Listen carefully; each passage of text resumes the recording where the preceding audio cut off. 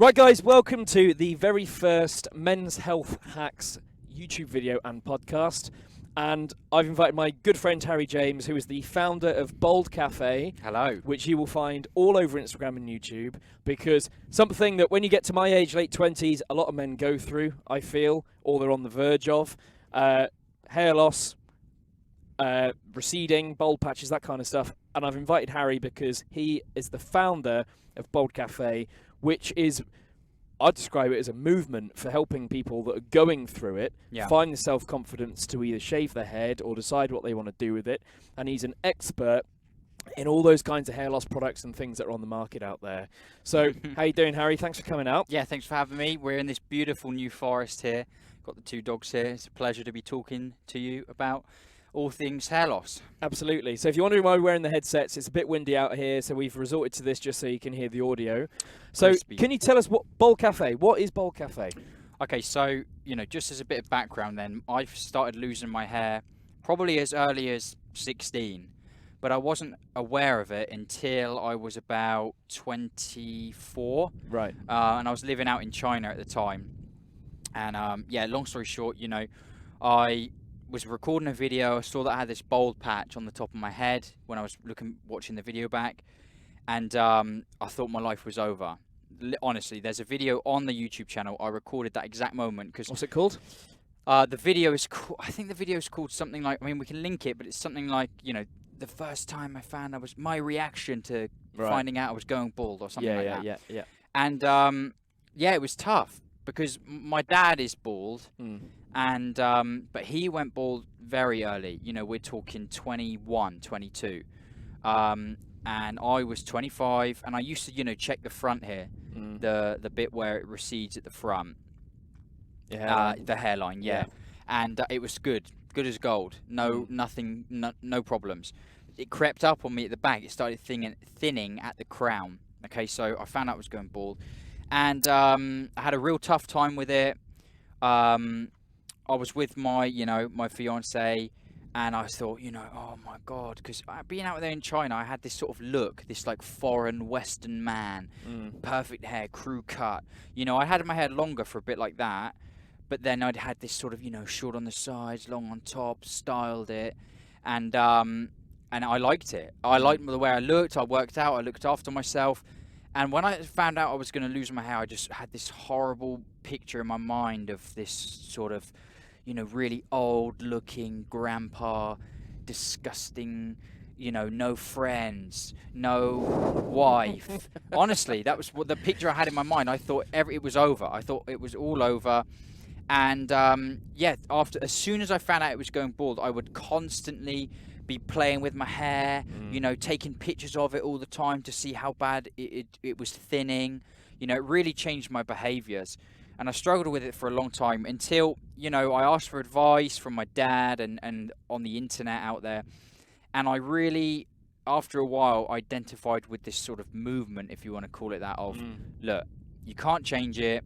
Just accepting it. Just accept it. Yeah. Shave it off and just move on with it. And eventually, that's what I did. I got haircut. I went shorter and shorter with the haircuts, and then eventually I said, you know what? Like when it was that real short style, you could actually see how bald I was going a lot more than when I had my hair long. Yeah. And so after having the short haircut for like 3 months, I just thought, you know what? Sod this. I'm just going to shave it all off. Go all in. Yeah. And I went in the barber shop, and I was literally like, just take it off. And he was like, no, what are you talking about? That's ridiculous. Yeah. I was like, no, get it off. I can't do this anymore. Mind you, I remember because we've known each other since you were at university. I was at university for about 8 years, 9 years. And I remember when I first met you, you had a shaved head. Yeah, I did, yeah. But that wasn't because of hair loss. That wasn't because of hair loss. No, that was like literally one year for Halloween. I thought I'll go as Hitman, right? And so I'd had wasn't this it Bane from Batman? No, this was Hitman at the time. Right. Okay. That was another one he did that he looked very, very good in. I ended up just looking like a bouncer because I was working in this nightclub at the time. Yeah. Halloween or whatever.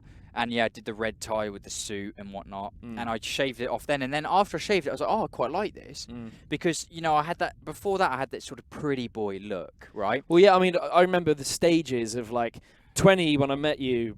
shaved head. Yeah. 21, 22 was kind of crew cut, swept over. Exactly, yeah. 24, 25 when we were in Los Angeles was curls. Yeah, longer curls hair. For the girls. Yeah. And then I remember getting the Skype call, like you say, when you were in China, and I seem to remember you said you bent down like that and sort of looked up, and that's when you saw your bald patch, because you're a tall guy, and obviously living in China, people are generally a bit shorter than 6 foot. Yeah. So, that was obviously the first time you saw it. Yeah, so like you said, I shaved it before, and I kind of liked, people seemed to respect you more. I know it sounds stupid, but girls like that sort of clean-cut, pretty boy look. You got more attention that way. But then guys would just be like, get out of my way, no respect. And when I shaved my head and you working in the bar, it was weird. Just people like really respected you, and guys who would come into the bar, like, yeah, mate, I want 10 double vodka cokes. The type, tattoos, solid manly man.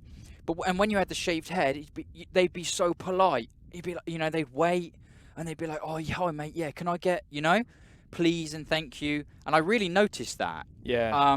And I don't know if that had anything to do with it anyway. So I kept that look for, about 6 months. And then, eventually I managed to accept this whole baldness stuff. And I was making videos on YouTube, right, about apps, something totally unrelated. And then there was this app that you could Photoshop yourself, right? Hair, tattoos, bigger muscles, 6-pack. And I did this review on this app. Whilst doing that video, I started to talk more about my own experience with the hair loss and how I thought, look, guys, if you've got something like, you think you're out of shape, don't be using some sort of app to like have this false image. Get in shape. If you've got no hair, just have no hair. You don't need to have some stupid app that is going to put hair on you, because that's not who you are.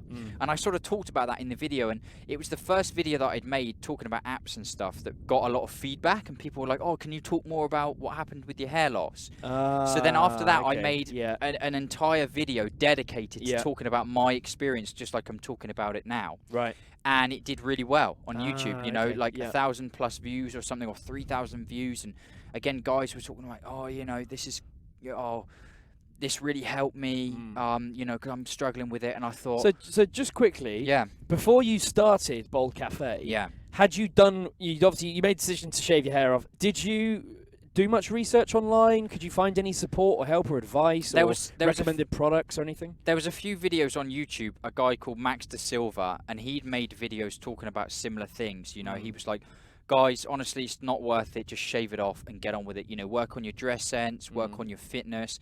And that was one that I sort of identified with. Then there was another guy called, he's got a YouTube channel called Entrepreneurs in Cars. And he's a bald guy with a beard, very successful. He'd had some sort of business. He's actually been divorced, and he makes a lot of videos talking about relationships and stuff.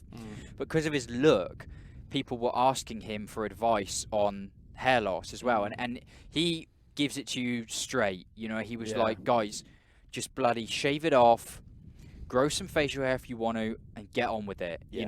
Don't worry about any of these treatments, these surgeries. You don't need it. And and I thought, God, like, he's right. I didn't want to. It made me feel almost pathetic that I was worrying about it so much. But it's not, because it's a tough thing, and I really did. I remember literally crying about it.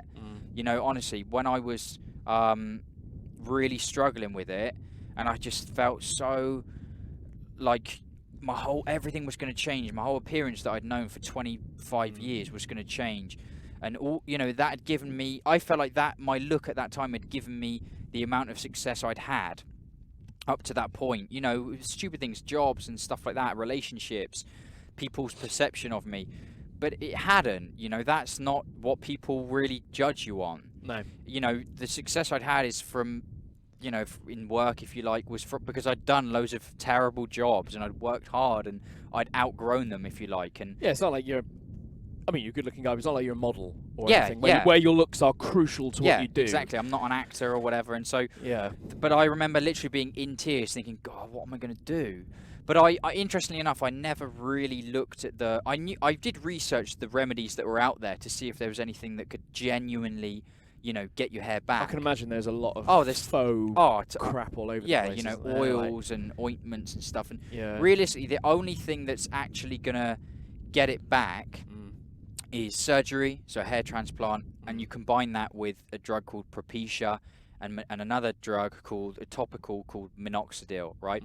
If you can combine those three, you've got a good chance that you can, after a year of the surgery, recovering from the surgery and whatnot, you can get your hair back to, pretty much what it was looking like. But there is a long period before when you first have hair plugs done, it is quite noticeable. It's a year. Oh yeah, it's 6 months where you've got the sort of scarring and it doesn't grow properly.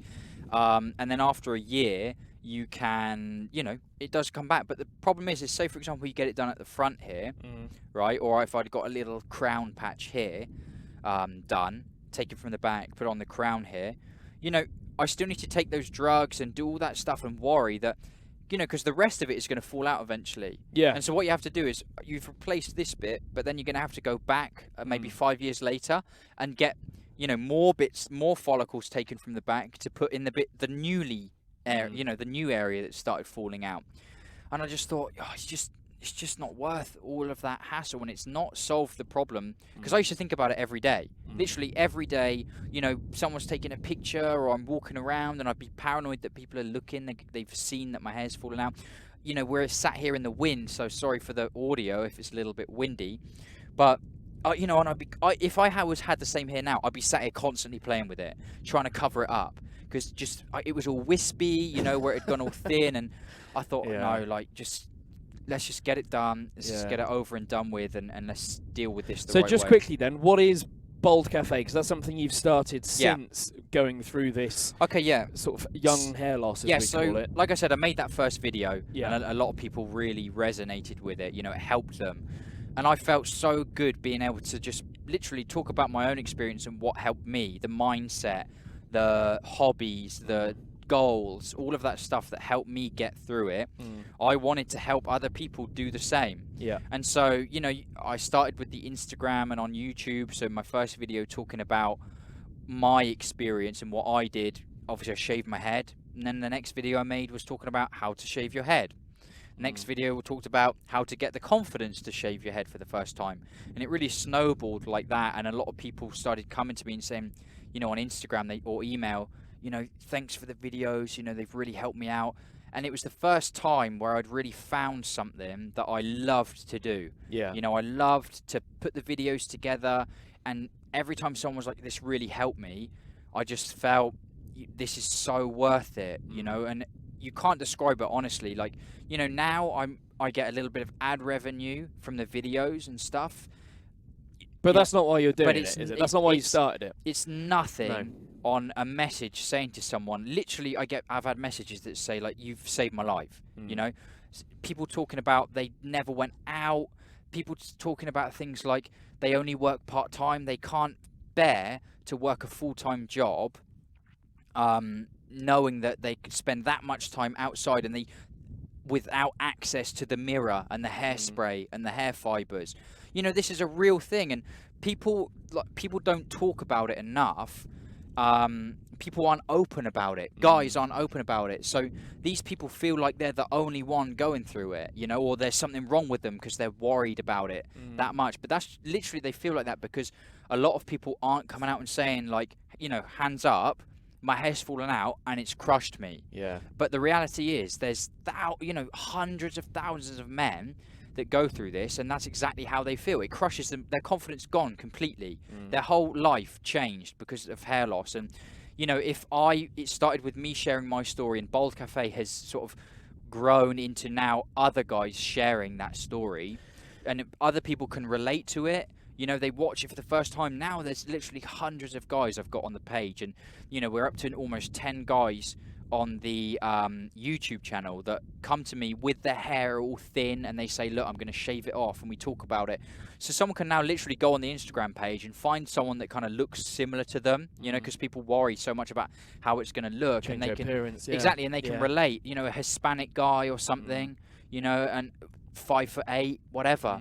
And someone who's got in touch with me, thankfully, and I really got to thank all the guys that want to share their story, and they can see oh, that's like me, and oh God, I'm doing that too. Like, I wear hats all the time, and they just relate to it. And by relating to it and hearing that story, that gives them the confidence then to say, this guy's done it, I can do it too. And they do it, and then I get a message back afterwards saying, just thank you so much for Bald Cafe, what you started and what you've put together, and it's helped me out so much. And honestly, man, there's no better feeling than that. Yeah. And so for me personally, if people ask me now, would you take your hair back? And for that reason alone, I never would. Well, that's something there, isn't it? Yeah. I mean, there's two things I've been really struck by since you've started Bald Cafe and kind of following everything on YouTube and Instagram. Yeah. And one is the, like you said, this was kind of an unspoken about topic. Yeah. I've got friends that are really massively receding and they're hanging on to that last bit of hair until it literally falls out in front of them. And you think, oh, just shave it off. But one of the things is the amount of guys out there that have obviously responded to what you're doing, and you've really tapped into finding out that this is actually a problem for a lot of guys. And when I say a problem, I mean not the hair loss, but the dilemma of, do I keep it? Do I shave it off? I'm going through all this, don't I with my appearance? It's affecting my daily routine. So that's one thing, is it's just the amount of people out there, because your video is literally getting tens of thousands of views at the moment. Yeah. And the and the second thing, the fact that having gone through that, you now, if I said to you I could give your hair back to you like that, it's the fact that you wouldn't, because you found this new confidence through being bold and finding comfort in your new appearance. Yeah. So I think you've absolutely tapped into something there. Obviously, as you've gone through this journey, what would you say to someone that is in that dilemma right now where they don't know whether to shave their head, they might not have the confidence to do that, but they're in a position where they are losing their hair and they're noticing it and they're worried about it? Okay, so I've obviously written a guide about this, so first thing I say is check out baldcafe.com, read my free guide. There we go, baldcafe.com. All my best advice is in there. But listen, the thing about the companies that promote all this hair loss treatments, okay, it's like it seems like a very easy solution to your problem. Okay, you don't have to do much. Hey, just use this shampoo, grow your hair back. Or, hey, just put this on your head, the minoxidil, twice a day, and it will help you hold on to that hair, right? But like I said earlier, where this is such a huge problem for so many guys, to the point where it literally is changing their lives detrimentally, right? Yeah. Though none of those things will solve that mental aspect of it, right? None of those treatments will solve that. This is very much, it starts off like an aesthetic problem, as in your appearance is changing, but it's such a mental battle, right? And so if you can't learn to accept that it's happening, right, and it's very difficult to accept, for harder for some than others, and if you don't tackle it, if you don't tackle that demon head on, right, pun intended, and you do what I see as the harder thing to do, right? Because it's harder to say, to accept it and say, oh, there's nothing I can do about this. Because that's such a horrible feeling. But if you can get there, then you can expect to end all of that worrying once and for all and really move on from it. Yeah. If you decide that you're going to try, you're going to fight this, you're going to do whatever it takes to hold on to this hair, you will spend years and years and years of continuously worrying about it, researching about all these products. And significant cash as well, because these things aren't cheap. Exactly. You're going to spend a lot of money on it, and you're just going to get yourself into a bigger and bigger mess, quite honestly. And for me, that's the most important thing, and that's the reason why I promote this, acceptance stuff so much, is because, none of the things out there can cure it. There's no cure. No. There's things out there that can slow it down or can give you the appearance, right, that you haven't lost your hair. But there's nothing out there in the world that's going to get you back to, when you were 15, 14 years old with a perfect head of hair and you didn't know it was falling out. You never worried about it. There's nothing. Well, you can't change genetics when you're at that age. There's nothing out there that can get you back to that point, right? And you have to realize that. And if you can, right, and if you can accept that and decide what, then you go from that point and you say, okay, well, the next best thing is, this thin hair isn't really looking good. Let's just shave it off and rock a clean, good looking shaved head, right? Then you need to feel, right? Once you've shaved it off, you've then got this space. All that time you're worrying about having hair, right? You've got no hair to worry about now. So you have to fill that mental space with positive things, right? So we got, you know, a lot of people work out. A lot of people, change their financial situation, new job, new relationships. You fill it with those positive things. And when you start, you know, achieving things in life, you know, real things, right, that people actually care about, you know, run a marathon, start a new hobby, tennis, whatever, anything that you can devote yourself to, train hard in, and make achievements in, if those things replace the worrying that you were doing, then you can 100% live perfectly happily without some damn hair. Yeah. And that's the most important thing about this. So if someone's watching this and they're looking for that one product in the local pharmacy for you to recommend, really there isn't one. A razor. A razor, yeah. I mean, that goes to say it. I mean, I can only think of the analogy that, like you said earlier, about if you do get hair transplants on your hairline or on your bald patch or something like that, if you've got that in your genetics, you are going to start losing your hair as you get older. Yeah. So it's kind of like having a garden and there's one brown patch over there, so we're going to turf that brown patch. But if all the rest of this greenery is destined to go brown at some time, then it's only a matter of time. And unless you've got the bank balance to cater for hair plugs, which are in the thousands and a lot of time as well, and it's not an instant fix because, you know, it takes, well, like you said, nearly a year pretty much to see the full results again. Yeah. So unless you're able to accommodate that, then really there is no other option. And it's more about having the confidence to just accept it, embrace it, and, you know, try new things, I guess. So. Exactly, yeah. And, it's, you know, this whole acceptance thing, it definitely is, it's like you have to build up. You remember when you're a kid and you graze your knee and it's really sore and you put a big plaster on it and you have it on there for like 2 or 3 days. Right? And you know that you need to rip it off, get some air to that thing, let it really heal. But you're putting it off, oh, it's going to really hurt, you know, I don't want to do it. And you put it off and you put it off. But as soon as you rip it off and it hurts for a little bit. The decision's made. You're not going to put that plaster back on. It hurts for a little bit, but then it's done. Yeah. And it's, oh, okay, thank God for that. You know? And that's honestly what it feels like. And just again, it feels so good when someone sends me a message and I know that through the content I've put out, they can then experience that. Because I know just how amazing it felt for me to just be done without worrying for good. And for other people to experience that too, it's awesome. So if anyone's watching this on Men's Health Hacks and they are in that dilemma and they're thinking about shaving their head off and they want advice and tips on how to, you know, what direction to go in with the razor or what the best razor is, all that kind of stuff, go to your channel because you've got, I know for a fact you've got those videos and stuff like that. Yeah, we can't cover it in this video because we'll be here for quite some time. Yeah. But if you are watching this and you want to know, you know, how to shave your head or what products to actually use doing that, the techniques, all that kind of stuff, then go to Harry's channel, Bald Cafe, on YouTube, and all the videos are on there. There's also a Instagram which you can find on Men's Health Hacks, so go and check all that out. I want to move on to beards very quickly. Yeah. You've obviously got a big bushy beard. Yeah. How long did that take? I haven't shaved for about a year and a half. No, not a year and a half. 15 months. Because growing up, like when I say growing up, I mean, you know, early, mid-20s. Yeah, I had nothing. You had nothing. Yeah, I couldn't grow a beard to like, save my I've got life. the old goatee, which takes me, that's probably about 5 days worth clean. I couldn't But you couldn't do anything, could you? No, it was horrible. And I used to think, like, you know, when I was even 18 and I had friends with, like, huge beards or really dense, thick stubble, and I'd be like, oh, God, like, why can't I grow a beard? So how long did it take to get out of the puby stage? Well, I mean, I'd say I'm still in somewhat of a puby stage.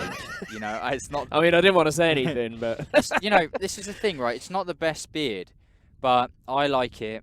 It's fun. It's, you know, just because you've got no hair doesn't mean you can't, you know, have a mix beard. up your appearance and engage in some self-care. So so you just got to grow it, right? Yeah, so before 3 months, it looked really sparse. You know, it looked horrible.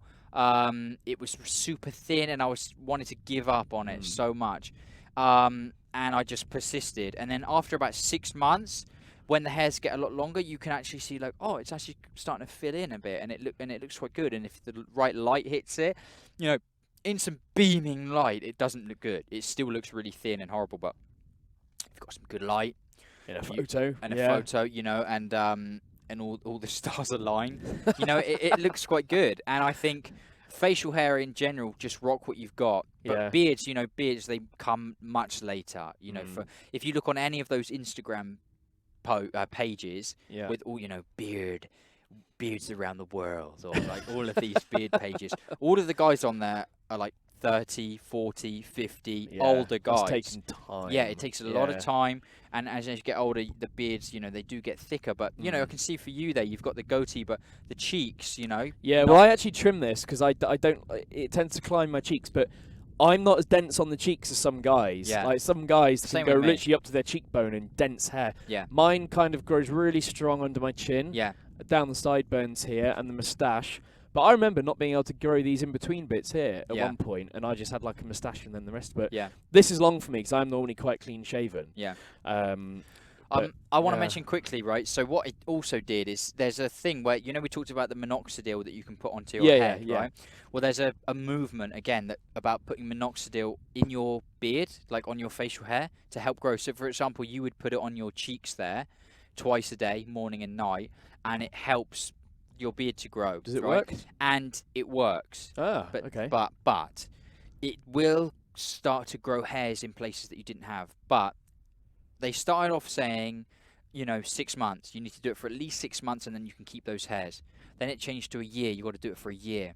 So I started applying it, pretty early on, about a month after, and I think it did make my beard thicker, more dense, looked better than it does now, because when I stopped using it, it kind of thinned out considerably, really. Right. And I used it for about 8 months, but then people were coming out saying that you got to use it for like 3 years continuously, and I thought, oh, bugger this. It's the exact same problem as using it to hold onto your hair. I was like, if I have to rely on this to put this on my face every day, right, just so I can have an all right thicker looking beard, again, I'm not my true self. I'm not you're just meant transferring to have a one beard problem like from up there to down there. exactly, and then I'm relying on this stuff that I've got to put on all the time to have a decent looking beard, and you get white bits in it all the time. And I was paranoid that it was messing around with my heart rhythm as well. I would like wake up in the middle of the night with like a racing heart, do, like, when you first fall asleep, and I was like, oh, okay. And other people have said that it causes them to have heart palpitations. And I thought, no, sod it. I stopped using it. I said, if it falls out, it falls out. And it did thin out a bit. But it's still, I enjoy having it. But you're not using it at the moment? I haven't used it for ages, mate. No, I haven't used it for at least, 7 months. And I don't recommend people start using it unless you literally have no facial hair whatsoever, and you're like 30 years old and you think, oh, would I like to have a bit? It's worth a try. Fine, go for it. But if you're like 17 and you can't grow a beard, that's just a matter of time, before you can start to get some facial hair. Like you said, literally 23, 24, I had nothing. I could grow hardly anything, little bit on the chin here, a little bit of tash, but the weeks, like the nothing cheeks, worth rocking. Nothing worth rocking. So our guy that's watching this, and he's watched this and he's decided, right, okay, I'm going for it. I'm going to shave my head. Like the idea of having a beard. A few quick fire questions about having a beard. Sure. One, does it itch on your bed covers? No, the beards only itch after like the first 2 weeks because the hairs are long enough to curl around and poke you in the face. Once they get past a certain length, they don't curl around and poke you in the face. That's why they get itchy. Right. Do you shampoo it or anything, or do you use face wash? Yeah, I use beard wash, which is like a shampoo and conditioner mix. Once a week, usually. If you wash it too much, it dries it out and it goes really poofy. Is it different if you comb it to if you don't comb it, or is there no difference? So I run my fingers through it to keep it kind of together, because if I comb it, it spreads out too much, and again, it looks thinner. Right. And I don't really like that look so much. So you want it closer. So I like it a bit bunched up, closer, brush it, comb it sometimes if it's all wacky. Okay. But yeah. And the tash. Yeah. Does it interfere with kissing or eating or any of those activities? 100%. Yeah. It does. You can use a bit of moustache wax to kind of pull it out the way to the side, and people talk about training it. I've never cut mine, and I suggest people don't as well. It's better to grow it but once it's a certain length, you can kind of wax it to the sides. But but kissing and that, 100%, mate. So your girl or guy has got to like it. They've got to like it. They've got to get used to it because it can get a bit uncomfortable when it gets all in your mouth when you're having a good snog. Yeah.